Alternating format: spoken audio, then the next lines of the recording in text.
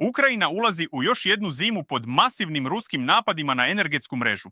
Stanovnici već sada žive sa restrikcijama struje i mrakom koji traje i po 16 sati dnevno. Porodice u Kijevu, poput Oksane i njenog supruga, provode dane uz sveće i baterije, dok vazdušni napadi postaju sve jači. Zvaničnici upozoravaju da Rusija pokušava da potpuno uništi energetsku infrastrukturu i time slomi ukrajinsku ekonomiju. Bez svetla, bez grejanja, bez hleba, bez rada. Cilj je da se ljudi okrenu protiv vlasti i da se pokoleba moral. Na frontu također loše vesti.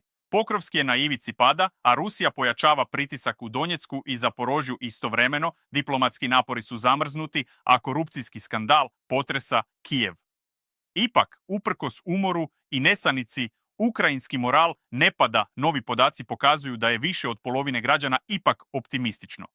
Ljudi nastavljaju da žive, stadioni su poluprazni zbog skloništa, ali se i dalje puni pesma, navijanje i zastave.